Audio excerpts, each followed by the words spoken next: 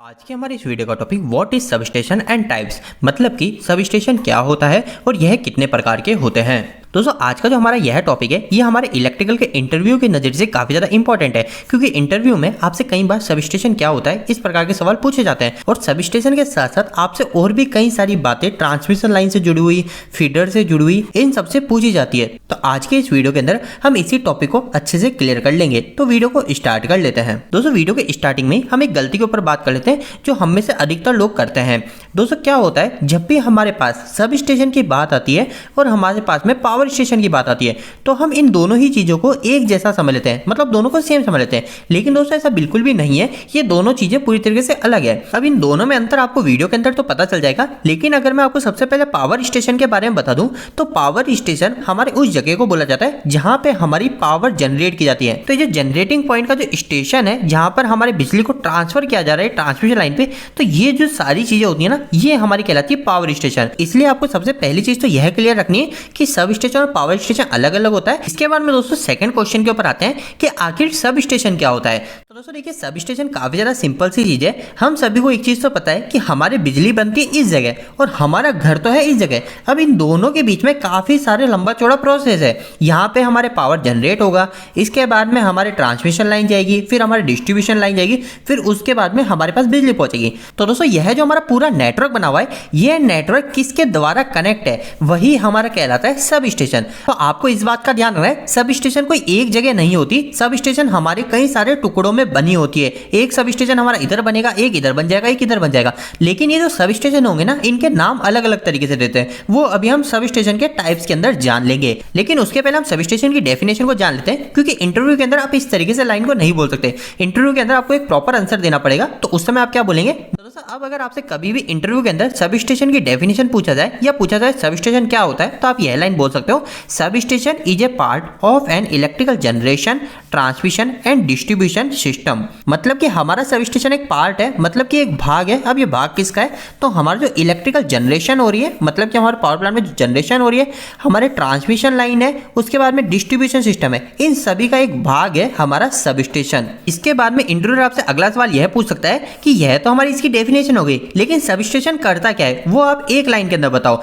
तो दोस्तों अगर सब स्टेशन का काम सिर्फ आपको एक लाइन के अंदर बताना हो तो आप यह लाइन बोलेंगे, substation transfer voltage from high to low और द रिवर्स। मतलब कि सब स्टेशन जो होता है, सब स्टेशन का मुख्य काम क्या होता है, वो होता है कि हमारा जो वोल्टेज लेवल है ना, हमारे हाई वोल्टेज को कम करना या फिर इसका रिवर्स। इसका रिवर्स का मतलब लो वोल्टेज को हाई वोल्टेज में बदलना। तो यही हमारा सब स्टेशन का मुख्य काम होता है, वोल्टेज को ट्रांसफर करना। इसके साथ साथ दोस्तों आपको यह भी ध्यान रखना है कि सब स्टेशन सिर्फ एक यही काम नहीं करता, इसके अलावा भी हमारे सब स्टेशन के और कुछ काम होते हैं जो कि इस लाइन में आप बोल सकते हो परफॉर्म अदर इंपॉर्टेंट फंक्शन।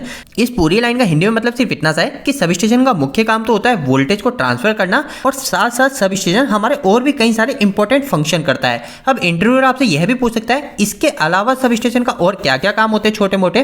तो दोस्तों इसके अलावा सब स्टेशन के और भी कई सारे काम होते हैं। अगर मैं आपको कुछ महत्वपूर्ण 2-3 पॉइंट बताऊं तो सबसे पहले होता है हमारे पावर को ट्रांसफर करना, जो कि हमको पता चल गया वोल्टेज को ट्रांसफर करना। तो पहला काम आप यह बोल सकते हो। सेकंड काम हो जाता है दोस्तों हमारा मीटरिंग का काम। तो दोस्तों मीटरिंग क्या होती है, तो ये भी काफी ज्यादा इंपॉर्टेंट है। ये है हमारे जो ट्रांसमिशन लाइन में जो भी लॉस हो रहा है उसको कैलकुलेट करने के लिए। अब जैसे कि आपको दिख रहा है, ये हमारा एक सब स्टेशन है, ये हमारा एक सब स्टेशन है, इसके बीच में हमारी ये पूरी ट्रांसमिशन लाइन है। इसके अलावा दोस्तों हमारा यहाँ पे भी एक पावर स्टेशन होता है, तो यहाँ पे भी हमारा मीटर होता है। तो यह जो पावर स्टेशन है, यहाँ पर एक मीटर लगा होगा, एक सब स्टेशन यहाँ पे मीटर लगा होगा। तो इन दोनों की जो रीडिंग है, उस रीडिंग को कैलकुलेट करके हमारे ट्रांसमिशन के लॉस को पता करता है। तो यह जो मीटरिंग का काम होता है, यह काफी ज्यादा इंपॉर्टेंट है। इससे हमारे पावर लॉस पता चलता है। इसके साथ साथ हमारे यह भी पता चल जाता है कि कहीं पे हमारे इलेक्ट्रिसिटी की चोरी तो नहीं हो रही। तो यह हमारा मीटरिंग भी काफी ज्यादा इंपॉर्टेंट होता है, जो कि हमारे सभी स्टेशन में महत्वपूर्ण फंक्शन है। इसके बारे में दोस्तों सब स्टेशन का एक और मुख्य काम जो कि होता है वो होता है बैलेंसिंग। अब ये बैलेंसिंग क्या है, तो दोस्तों बैलेंसिंग भी काफी ज्यादा इंपॉर्टेंट है। इसको मैं आपको वापस से इसी ड्राइंग के अंदर समझाता हूँ। तो आपको दिख रहा है दोस्तों यहाँ पर एक सब स्टेशन है। ये सब स्टेशन के नाम क्या क्या है, टाइप्स क्या क्या है, वो भी हम जानेंगे।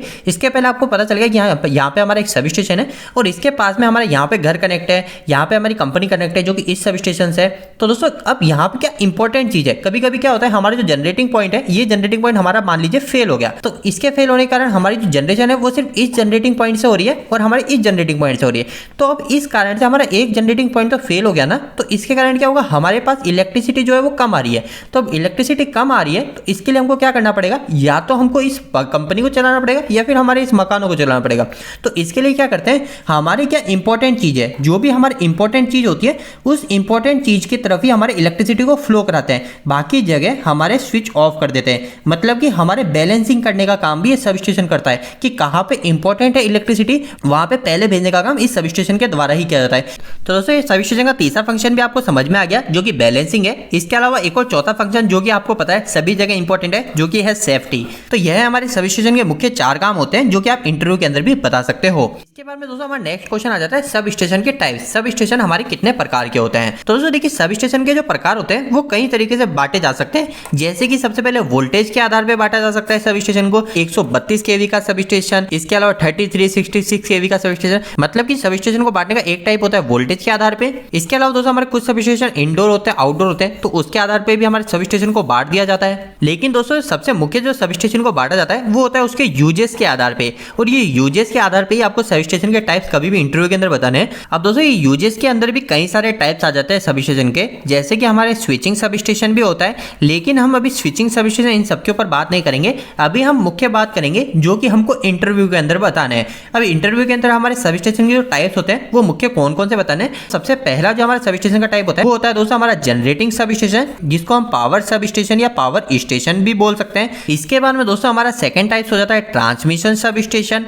और इसके बाद में नेक्स्ट टाइप की बात करें तो वो हो जाता है हमारा डिस्ट्रीब्यूशन सब स्टेशन। अब दोस्तों ये सब स्टेशन जो है ये कहाँ पे कैसे कनेक्ट होते हैं, तो वो आप इस चित्र के अंदर आसानी से देख और समझ सकते हैं। ये काफी ज्यादा सिंपल है। सबसे पहला सब स्टेशन मैंने आपको बताया जो कि है जनरेटिंग सब स्टेशन, जिसको पावर सब स्टेशन या पावर स्टेशन भी बोला जाता है।